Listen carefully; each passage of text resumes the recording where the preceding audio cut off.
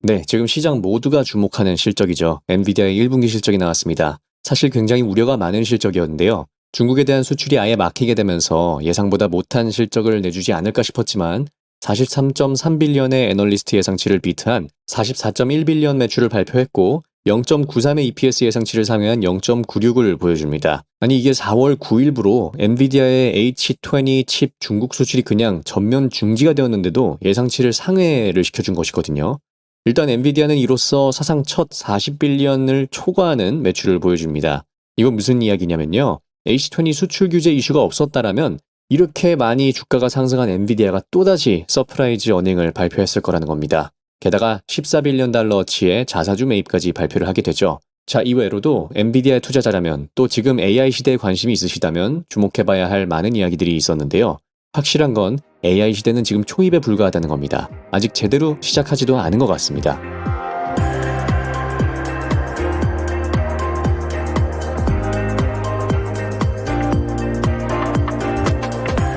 트럼프가 관세 발표를 하고 나서 바로 일주일 뒤였죠. 중국에 대한 H20 수출 규제를 때려버립니다.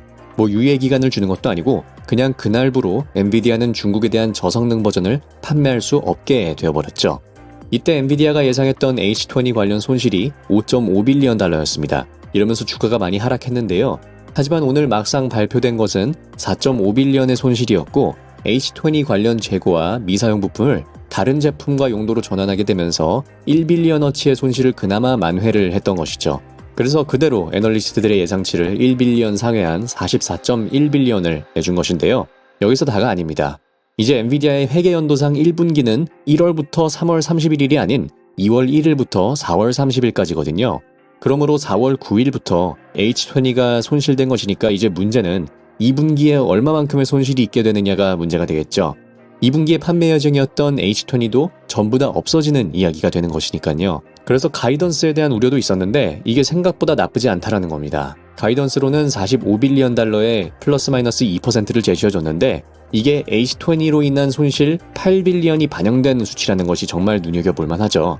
이게 다르게 말하면 트럼프의 중국 수출 규제가 아니었다면 엔비디아는 2분기에 53빌리언의 가이던스를 내줬을 거라는 것이고요. 이걸 연으로 환산한다면 200빌리언 달러를 초과하는 매출 모멘텀을 보여줬을 거라는 것이죠. 지금 엔비디아가 23년 1분기부터 내줬던 매출 성장률을 보시면 23년도에 가장 큰 성장률을 보여줬지만 지금 25년 1분기에 발표된 매출이 전분기 대비 12.03% 성장입니다. 전년 동기 대비해선 70%에 가까운 매출 성장률을 보여준다는 것인데 이건 지금 성장이 끝나가는 모습의 기업이 전혀 아니죠. 모멘텀이 계속 살아있다는 것입니다. 만약 H20 수출 규제권만 없었더라면 더 가파른 성장세를 우리에게 보고해줬을 수도 있습니다. 자, 그리고 제가 항상 중요하게 보는 엔비디아의 현 전성기를 이어받을 두 번째 전성기의 준비 과정이죠. 바로 Professional Visualization과 Auto and Robot 관련 매출입니다.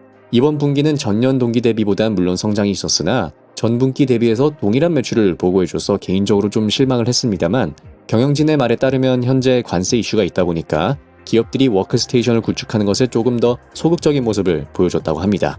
이 부분은 이제 팔란티어와는 대비되는 모습이죠. 팔란티어는 기업들이 하나의 필수 지출로 생각하고 있는 모습입니다. 오히려 관세 환경에 더 민첩하게 대응해야 되니까 적극적이게 도입을 하는 모습이지만 엔비디아의 옴니버스 관련 플랫폼은 어디까지나 필수 비용이라기보단 미래에 대한 투자로 받아들여지기에 현재의 거시경제 상황을 고려해 본다면 경영진들의 설명에 납득이 갔습니다. 바로 다음 분기부터는 다시 강한 성장이 시작될 것이라고 하니 좀 더 기다려봐야겠죠.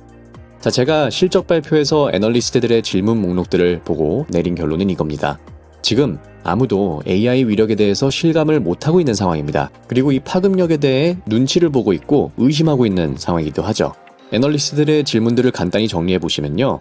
모건 스탠리 측에선 AI 추론 수요가 급증할 것이라고 얘기를 했는데 실제 그런 정도의 급증을 보여주고 있는지, 또 뱅크 오브 아메리카에선 중국 매출로 인한 영향에 대한 이런 단기적인 질문, 또 캔터에서는 사우디와 UAE의 GPU 클러스터 투자 발표 외에 추가적으로 공개 예정인 프로젝트가 있는지를 물어보고 있습니다.